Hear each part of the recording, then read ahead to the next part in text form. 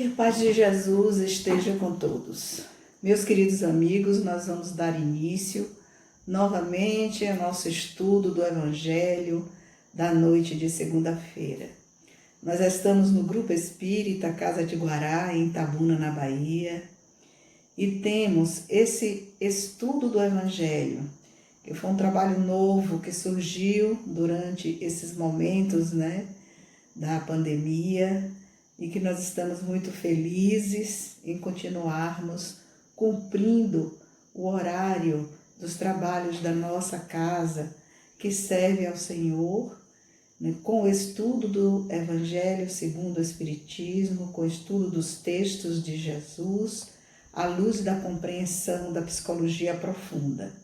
E nós temos hoje à noite um texto muito interessante, como todos são, que são os ensinamentos de Jesus, que vai nos falar a respeito dos trabalhadores da última hora.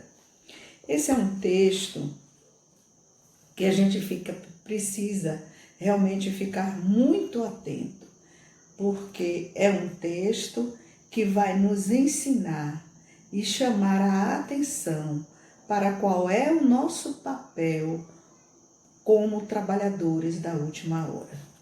Então, a partir de agora, nós vamos nos preparar para fazer a nossa oração, para entrarmos em contato com os companheiros, os amigos que seguem Jesus, todos de qualquer religião, inclusive, para orarmos juntos a prece que Jesus nos ensinou. Pai nosso que estás nos céus, santificado seja o vosso nome. Venha a nós, Senhor, o teu reino. Seja feita a tua vontade, assim na terra como no céu. O pão nosso de cada dia dai-nos hoje, Senhor. Perdoai as nossas ofensas, assim como nós perdoamos a quem nos tem ofendido. Não nos deixeis cair em tentação, mas livrai-nos, Senhor, de todo o mal. Que assim seja. Então vamos juntos fazer leitura no nosso trabalho no Evangelho e vamos ver como foi que esse texto do Evangelho ele foi trabalhado, esse capítulo 20. Esse capítulo 20 é um capítulo onde nós não vamos encontrar textos do nosso irmão Allan Kardec. Os textos que estão aqui expostos, eles foram escritos, os últimos serão os primeiros, é um texto, são dois textos que compõem esse tema, de Constantino, Espírito Protetor, subscreve o primeiro texto, o segundo, Henri Heine. O segundo texto, Missão dos Espíritas, Erasto é quem escreve, e o terceiro, Os Obreiros do Senhor, Espírito de Verdade. Então, eu particularmente sempre retorno a esse texto quando eu quero firmar em mim a questão do ter e do ser, que nós já temos trabalhado sob o ponto de vista das lições de Jesus, entendendo ter como estar no mundo e seguir as orientações do mundo, e ser como aquele que vai estar muito atento para a hora do seu retorno ao mundo espiritual, quando o seu anjo guardião lhe perguntar: querida Carmélia, que esteve na Terra por mais de 70 anos, você foi você mesma em todos os atos da sua existência, ou você seguiu padrões outros sociais, religiosos, políticos, que não são aqueles cuja essência tem o ensino de Jesus? Eu sempre me faço essa pergunta, todas as vezes que eu releio este capítulo. E ele está, como eu falei, diretamente ligado à questão do ter e do ser. E nós vamos entender ter como estar estagnado. E estar estagnado é seguir os padrões do mundo. E ser como aquele convite: avante, passe, caminhe, não fique estagnado. Depois nós vamos fazer um trabalho pequenino, né, com um texto que é de muito meu agrado, de vez em quando eu volto a ele, que é um texto de 3 psicólogos interessantíssimos, né, e muito apropriado para esses momentos de transição planetária que nós estamos vivendo, que tem uma conexão com o pensamento de Joana de Ângeles, espírito benfeitor e amigo, e vem desde os tempos de Jesus, reencarnando como mulher, e na sua trajetória de espírito imortal, ela vem demonstrando o conhecimento profundo da natureza humana. Joana de Ângeles é um espírito que ajudou a reencarnação do nosso irmão Carl Gustav Jung, é uma pessoa extremamente dedicada em ajudar o nosso desenvolvimento pessoal, em ajudar o crescimento da nossa espiritualidade enquanto seres imortais que somos. E enquanto seres imortais, nós caminhamos de existência em existência, aprendendo a ser uma pessoa cujas virtudes a gente vai conquistando com muita dificuldade. E esse espírito amigo, Joana de Ângeles, ela depois, né, da reencarnação de Jung, antes até, inclusive, ela já vinha estudando a respeito das necessidades psicológicas do ser humano, de seu reajuste para se adequar, né, e ter ampliada a sua consciência para entender as mensagens profundas daquele que foi contemporâneo dela há mais de 2000 anos, a época em que Jesus aqui esteve.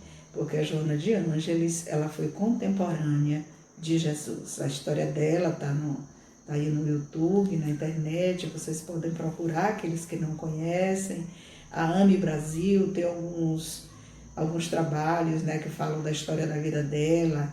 A Divaldo Franco também tem um vídeo específico, né, falando sobre a trajetória desse espírito, até porque o Divaldo Franco ele foi filho de Joana de Ângeles, juntamente com Nilson, seu primo amigo, né, que ajudou na fundação da Mansão do Caminho, durante a época em que Jesus esteve entre nós. Mas nós vamos encontrar essas informações todas, né, de fácil acesso, está aí para todos na internet. Então, o nosso trabalho de hoje, ele vai falar a respeito do subtítulo Os Últimos Serão os Primeiros, que é constituído de 2 textos, um de Constantino, Espírito Protetor, e o outro de Henri Heine. Então, nós vamos fazer a leitura do nosso texto, de modo que nós nos situemos na lição que Jesus deixou nesse texto. É um texto longo, né? Ele está em Mateus 21 a 16, nós fomos à Bíblia para rever, né, o ensino de Jesus aqui, e vamos proceder à leitura desse texto, bem devagar. O reino dos céus é semelhante a um pai de família, que saiu de madrugada a fim de assalariar trabalhadores para a sua vinha. Olha a hora que Jesus sai. Ele sai de madrugada. Já temos aí uma lição grandiosa em 2 ensinamentos. O tempo e a hora do trabalho e a questão do reino dos céus, que ele faz uma analogia, né, criando uma linda metáfora, né, a respeito do reino dos céus como semelhante a um pai de família. Aquele pai de família que protege, que ajuda, que facilita, que encontra todas as respostas, de modo que possa socorrer o seu filho em sua trajetória. E, tendo convencionado com os trabalhadores que pagaria 1 denário a cada um por dia, mandou-os para a vinha. Saiu de novo à 3ª hora do dia, e vendo outros que se conservavam na praça, sem fazer coisa alguma, disse-lhes: Ide também vós outros para a minha vinha, e vos pagarei o que for razoável. O critério da razoabilidade era o critério do pai de família, que é semelhante ao reino dos céus. Olha como ele vai criando os vínculos da analogia para criar essa linda metáfora dos trabalhadores dos últimos serão os primeiros, que são os trabalhadores da última hora, né, para explicar quem são esses trabalhadores da última hora. É de difícil entendimento, mas nem tanto assim, né? Vamos procurar desvendar o significado de algumas palavras aqui com a ajuda da nossa irmã Joana de Ângeles e com os comentadores do Evangelho do Cristo, à luz da doutrina espírita e, portanto, à luz da reencarnação. Eles saiu de novo à 3ª hora do dia, e vendo outros que se conservavam na praça sem fazer coisa alguma, disse-lhes: Ide também vós outros para a minha vinha, e vos pagarei o que for razoável. Eles foram. Saiu novamente a hora 6ª e a hora 9ª do dia, e fez o mesmo. Saindo assim uma vez a hora 10ª, encontrou ainda outros que estavam desocupados, aos quais disse: Por que permaneceis aí o dia inteiro sem trabalhar? Disseram eles, que ninguém nos assalariou. Ele então lhes disse: Ide vós também para a minha vinha. Vê que Jesus não fez diferença entre aquelas todas as pessoas que ele foi encontrando pelo caminho, segundo o relato da história. Ao cair da tarde, disse o dono da vinha, aquele que cuidava dos seus negócios: Chama os trabalhadores e paga-lhes, começando pelos últimos e indo até aos primeiros. Aproximando-se então, os que só a 10ª hora haviam chegado, receberam 1 denário cada um. Vindo a seu turno, os que tinham sido encontrados em primeiro lugar, julgaram que ia receber mais. Porém, receberam apenas 1 denário cada um. Recebendo, queixaram-se ao pai de família, dizendo: Estes últimos trabalharam apenas 1 hora, e lhes dás tanto quanto a nós, que suportamos o peso do dia e do calor? Mas, respondendo, disse o dono da vinha a um deles: Meu amigo, não te causo dano algum. Não convencionaste comigo receber 1 denário pelo teu dia? Toma o que te pertence e vai-te. Apraz-me a mim, dá a este último tanto quanto a ti. Não me é, então, lícito fazer o que quero? Tens mau olho, porque sou bom? Assim os últimos serão os primeiros, e os primeiros serão os últimos, porque muitos são chamados, e poucos os escolhidos. Aí, o capítulo aqui remete para a parábola do festim das bodas, que está no capítulo 18, número 1, que tem uma metáfora semelhante.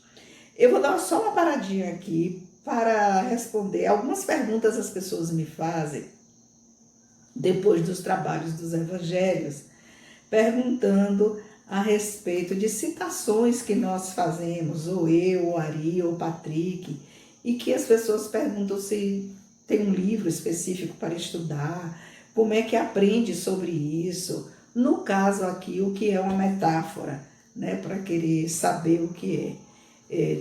Tem um livro, no meu entendimento, eu tenho esse livro, ele é o melhor livro que foi escrito para explicar para a gente como se constrói uma metáfora, qual é o sentido narrativo da metáfora, qual é o seu significado, qual é o público que ela quer atingir, quais os elementos que essa narrativa traz para que a gente entenda o que é uma metáfora. Agora imagine criar uma metáfora, uma parábola ou uma parábola na dimensão da compreensão de Jesus, que precisava falar para nós outros, naqueles tempos de mais um pouco de 2000 anos, quando nós já tínhamos uma grande vivência, né, em outras experiências reencarnatórias antes de Jesus.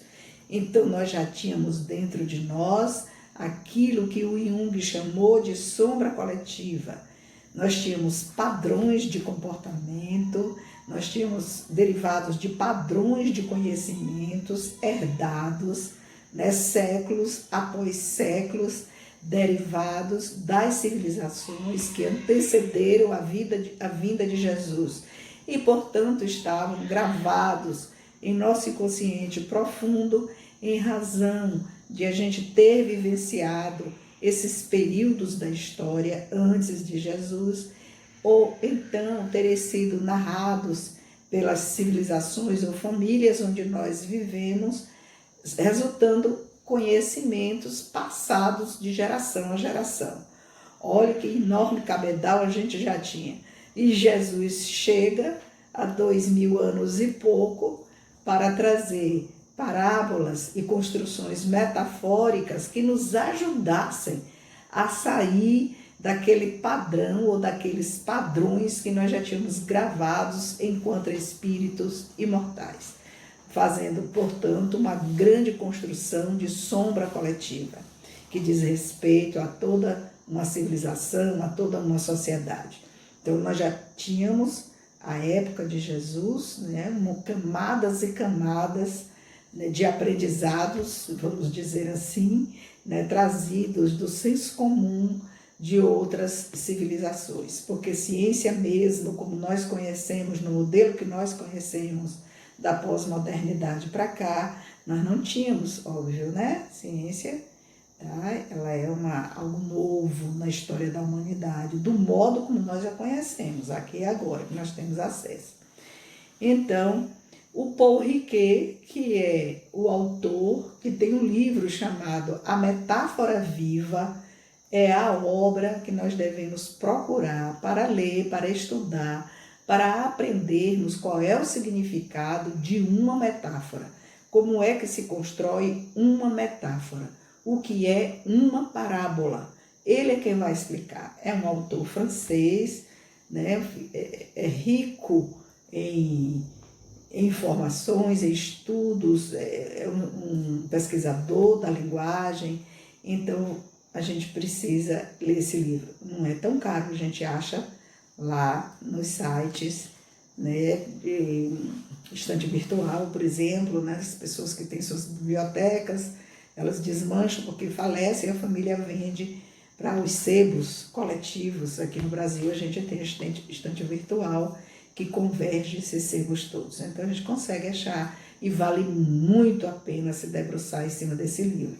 Isso é para os curiosos, né, aqueles que querem entender a coisa como ela é, até para uma educação infantil com parábolas, que é o que a gente tem muito, né? Usam-se parábolas e metáforas, muitas metáforas, para se ensinar os bons costumes às crianças. Então, a gente vai aprender lá com o Paul Ricoeur. Então, vamos voltar aqui para o nosso trabalho, né? Que é um texto riquíssimo. Os últimos serão os primeiros, né? Quem são esses últimos? Quem foram esses primeiros? O que é que cada um fez e deve fazer, no caso dos últimos, em seus momentos vividos aqui na Terra. Vamos observar se eles estagnaram ou se eles viveram no mundo do ter ou viveram no mundo do ser. Né? Quem vive no mundo do ser, avança. Quem vive no mundo do ter, fica estagnado. E estar estagnado é absorver os padrões sociais, né, que estão aí, ou os padrões que foram ensinados por nossas famílias e nós tomamos, né, ou pela história, né, mais recente, e nós tomamos como verdades para a nossa existência. Quer dizer, uma verdade que não é uma verdade. Nós vamos trocar, então, uma verdade que está numa realidade que é temporária.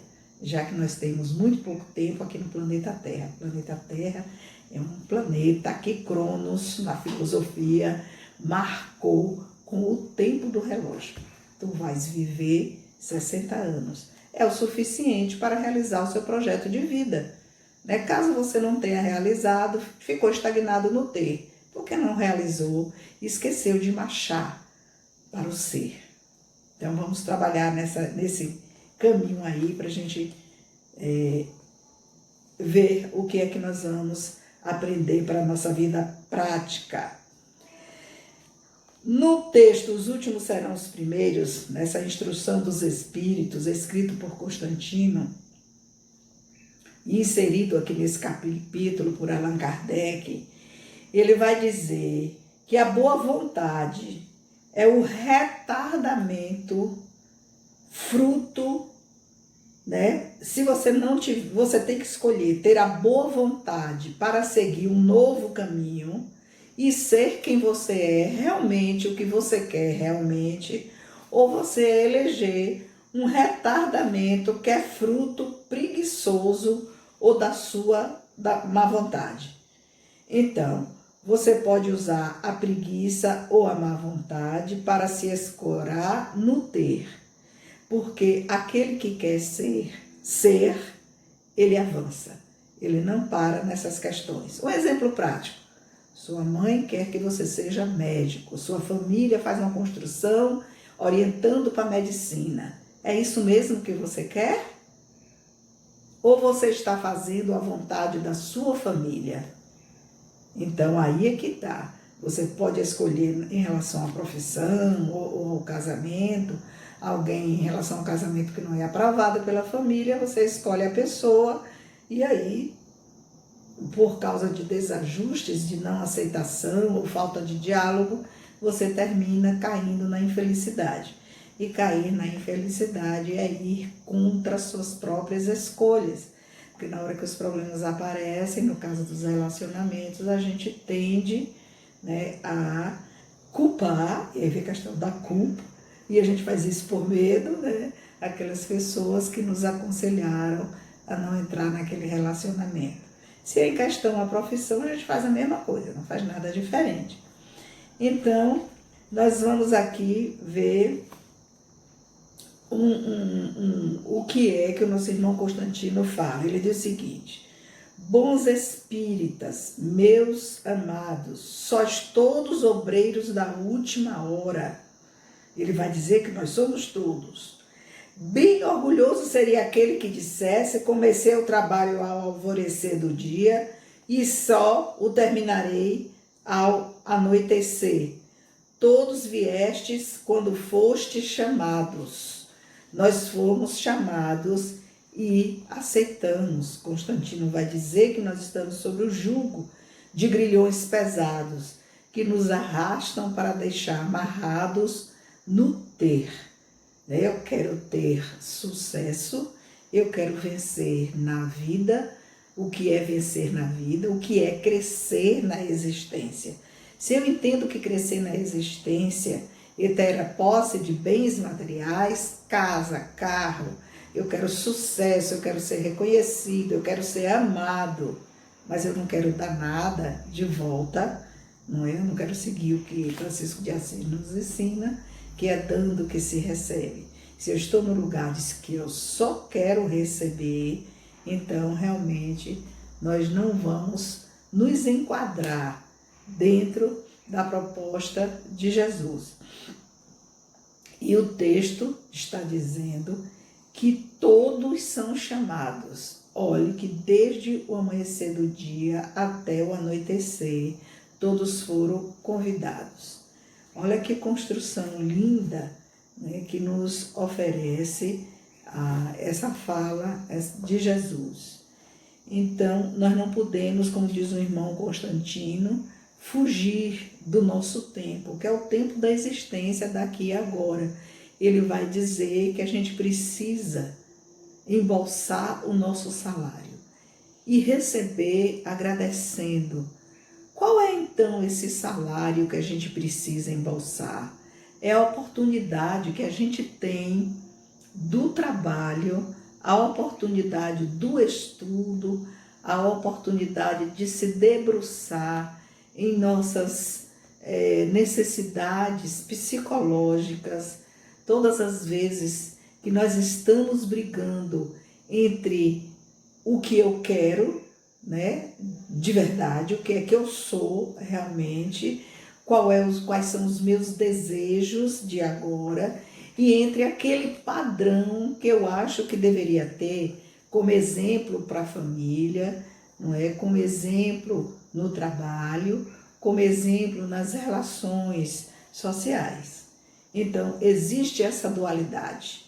E aí, se você procura responder a questão eu sou como eu sou, sem fazer o esforço da identificação dos meus padrões negativos, conforme o ensinamento de Jesus, e identificando esses padrões que só me levam para a doença e o sofrimento, e eu não quero ultrapassar, eu quero ficar estagnado, então nós vamos ter muitos problemas. Porque, olha, ninguém aguenta o desamor, ninguém aguenta a dor, ninguém aguenta o sofrimento, ninguém aguenta o abandono, ninguém aguenta a solidão.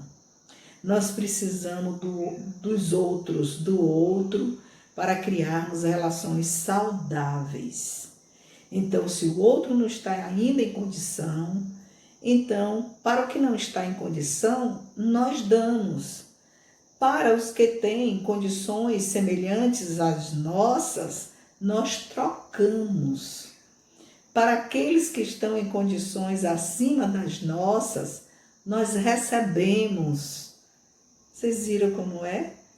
Uma hora a gente recebe para quem está acima de nós, né? Tem maior conhecimento, maior tolerância, né? Tem maior experiência na vida. Isso não está ligado à questão da idade cronológica, isso está ligado à questão de um tempo interior, ao amadurecimento espiritual do espírito.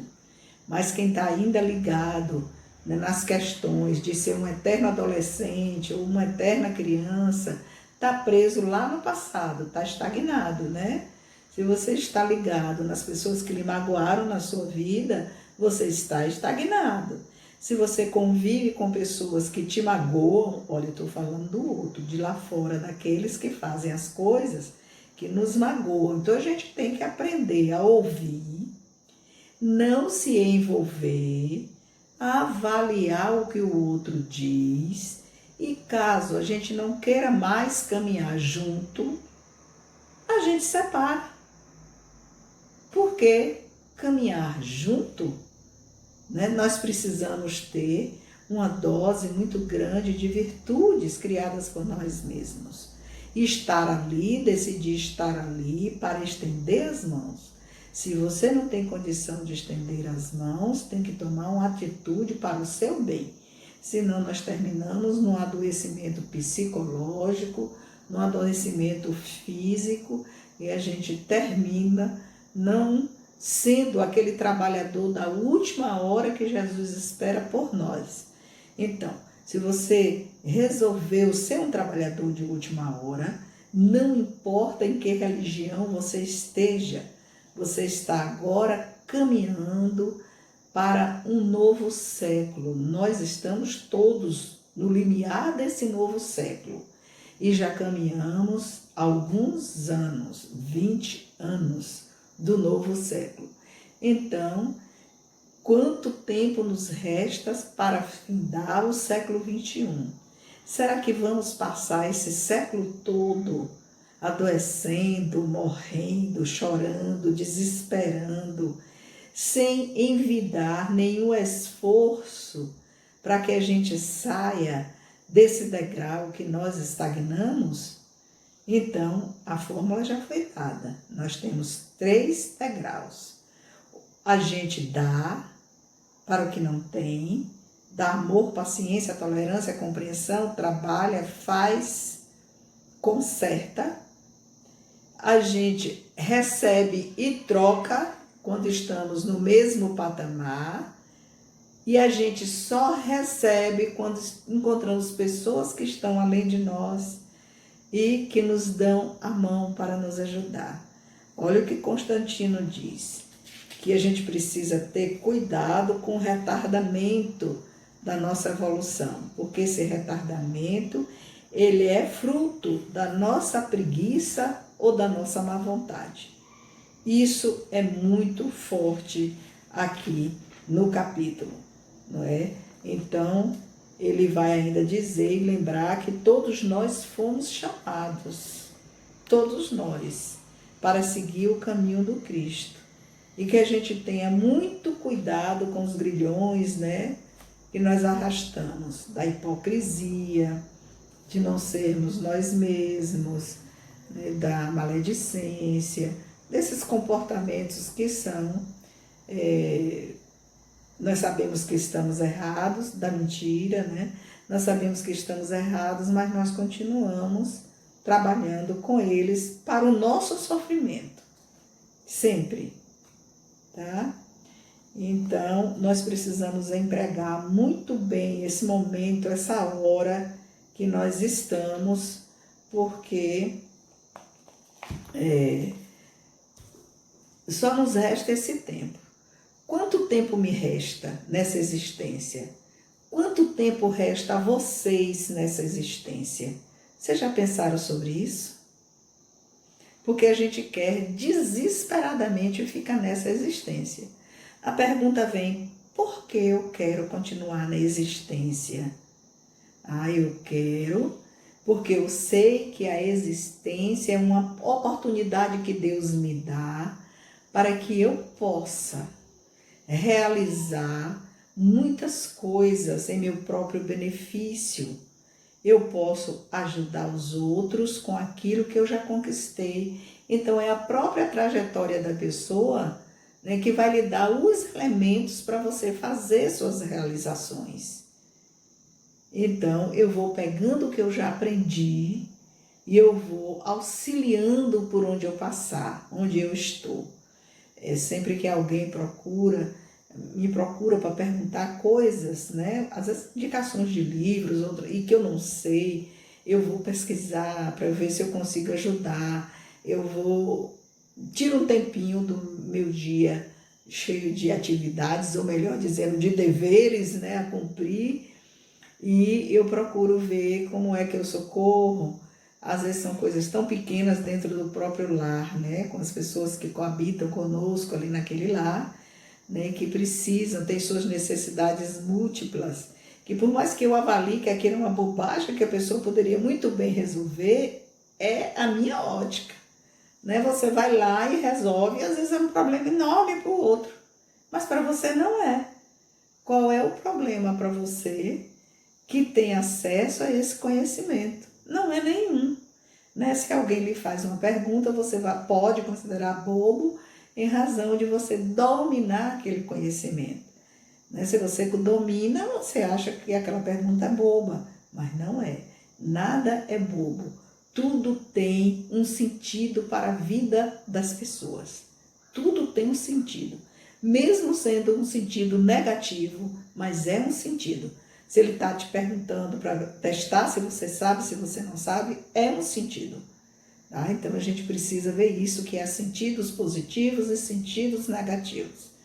Aí cabe a nossa sapiência, né, desenvolvida ao sabor das décadas, a gente saber qual é a intencionalidade da pessoa para até socorrer a própria pessoa, né? Então vamos ver como é que Joana de Ângeles ela faz esse comentário maravilhoso, né, a respeito dessa parábola que nós estamos comentando aí. Joana de Ângeles é esse espírito que a gente precisa ter uma paciência conosco mesmos, né, para a gente penetrar nos ensinamentos dela.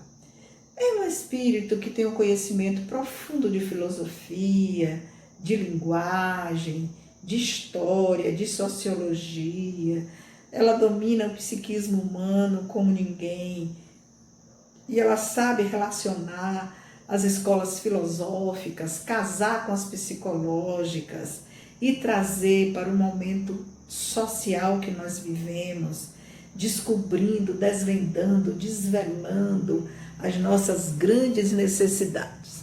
Então, ela vai nos ensinar o seguinte, até porque está lá no próprio texto, né? Quem seriam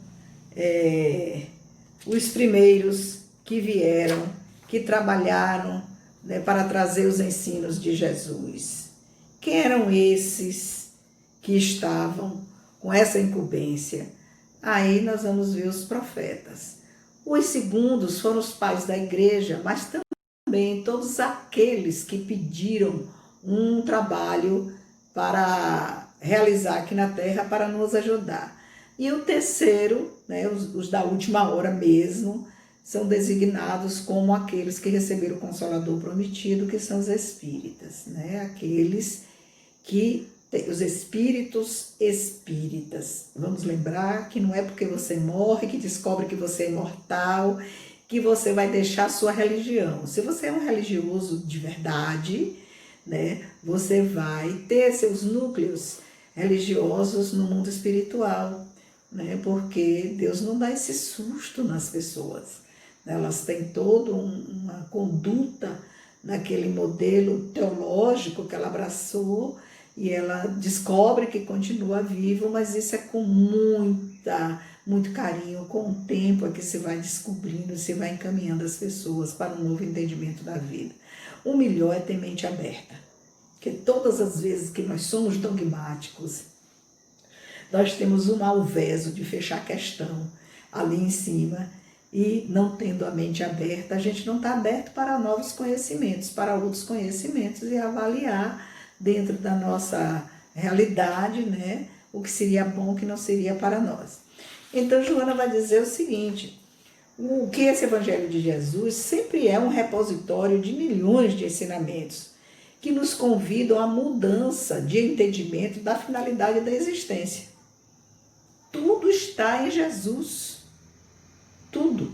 É o entendimento do que está lá, do que ele diz, que vai fazer com que a gente fique na preguiça, né? Como disse o nosso irmão Constantino, essa tendência à má vontade e à preguiça, e a gente não tenha essa instalação do reino de Deus nas mentes e nos corações das pessoas. O entendimento desse reino de Deus é sempre um reino de paz.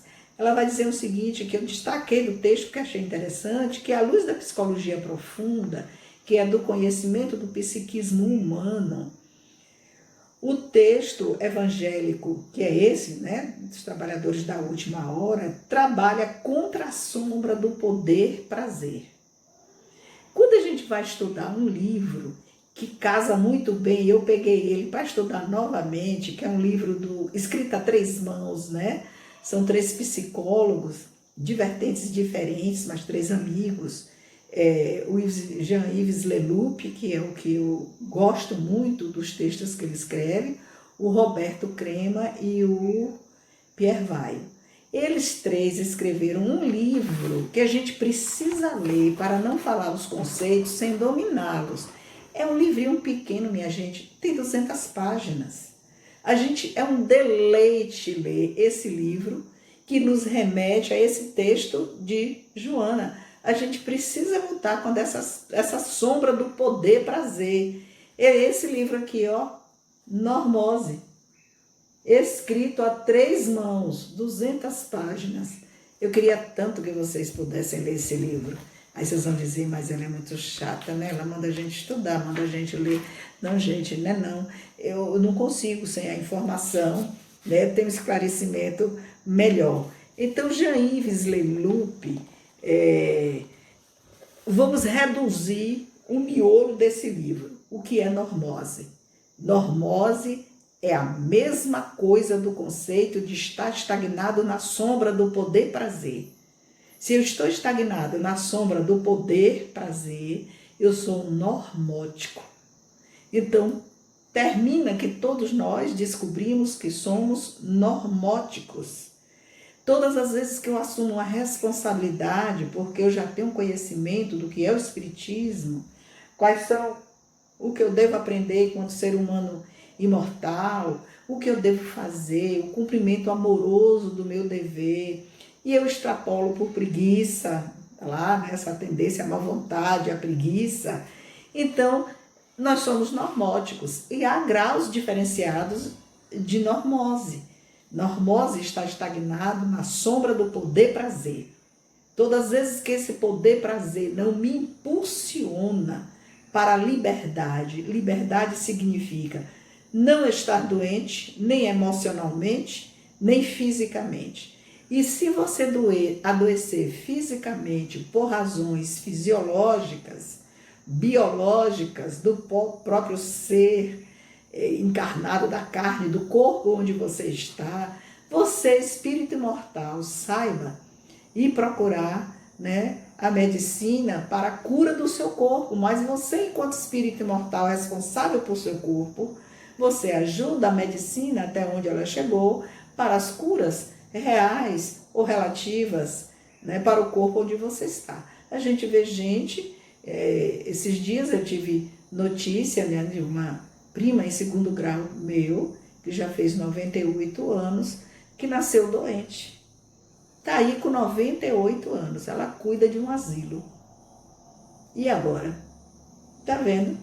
O que é você biologicamente nascer com defeitos genéticos ou não, né? E você ser aquele espírito do servir, do ajudar. Estudou, fez várias faculdades, trabalhou, criou 6 filhos, tem um monte de netos, dirigindo um asilo. Como pode? Mas pode. É o ser imortal que está ali, que não deu ousadia, a tendência nem a preguiça. Então esse livro Normose vai nos ajudar no entendimento da Joana. Ela diz o seguinte: a coragem de Jesus é incomparável. Ninguém teve até hoje, mostrou até hoje a coragem que Jesus teve. Porquanto diante da alucinação dominante dos seus dias, e eu trago os dias de Jesus para cá, porque nós estamos vivendo também momentos de condições alucinantes, Jesus formulou a parábola dos trabalhadores da última hora e enfrentou a presunção farisaica e o orgulho hebreu, né? Privilégios, né? Para os privilegiados. Mas, em contrapartida, eles não davam conta de que a abundância de informações que esclarecem constitui pesada carga de responsabilidade moral. Aí eu parei para pensar um dia inteiro da nossa responsabilidade moral enquanto trabalhadores da última hora, e quanto por tão poucas bobagens a gente larga tudo o que está fazendo. Deixa tudo e vai viver a vida lá fora do poder-prazer. É esse chamamento de atenção que a nossa irmã Joana de Ângeles faz, né, que o Evangelho de Jesus faz nessa parábola maravilhosa que ele conta, né, dos trabalhadores da última hora, e que o livro dos nossos irmãos, né, do Pierre Weil, do Jean-Yves Leloup e do Roberto Crema, eles trazem nesse livro Normose com o subtítulo A Patologia da Normalidade, situações e uma série de conceitos nas quais nós vamos nos enquadrar enquanto normóticos da vida pós-moderna. E é contra isso que nós queremos lutar. Muito, muito. Tem um texto, não sei, eu marquei aqui, porque é um texto que eu sempre acho lindo, não sei se eu vou encontrar, porque é aquele negócio, né? Eu vejo, eu termino não marcando. Lá é um textinho, é uma poesiazinha do Fernando Pessoa, tão linda, que ela vai falar sobre isso. Mas eu acho que bem que eu não marquei não, viu, minha gente? Vocês sabem, depois eu digo outro dia para vocês, esse pedacinho dessa, que retrata muito bem, né, o que a gente está falando aqui agora.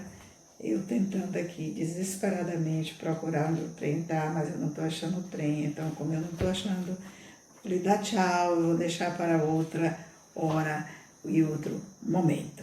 Então, o Jean-Yves Leloup aqui, ele foi padre ortodoxo, viu, gente? conferencista internacional, todos três pertencentes à Organização dos Terapeutas Internacionais. Então, quer queiramos, quer não, quando alguém diz, eu não gosto de estudo psicológico, eu detesto filosofia, eu não sou fã de estudos religiosos, está na verdade, negando o ser imortal que é. Então, se eu nego o ser imortal que eu sou, eu vou ter grandes dificuldades em ser esse trabalhador da última hora.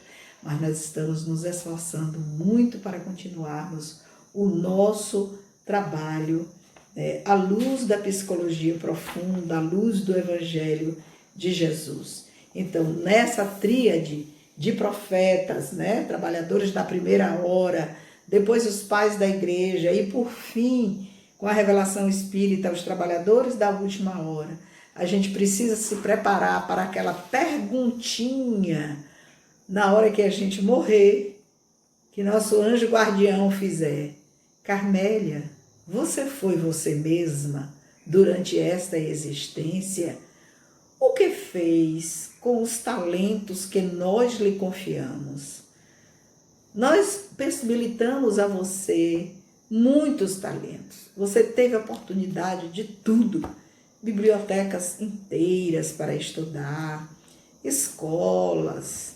Você teve as pessoas das suas relações com necessidades múltiplas, necessidades de aprender, necessidades de alimento mesmo, para o corpo que pede o alimento para continuar saudável, necessidade de uma ajuda psicológica, de um ombro amigo. Você cumpriu o seu papel de trabalhador da última hora. Você deu mais importância ao poder prazer. Você deu mais importância ao ter ou ao ser? Se foi ao ser, continue marchando, porque as mentes livres, elas são mais leves e mais felizes. Então vamos agradecer a Jesus por essa oportunidade enorme de nós estarmos aqui encarnados, nessa chance de estar nesse momento da história da humanidade, vivendo essa personalidade, que nós fomos construindo ao longo e aos trancos e barrancos da nossa própria existência. Se caímos, se choramos, levantamos e continuamos nessa luta interminável para o nosso próprio bem e para o bem daqueles todos que nos acompanham e estão junto de nós.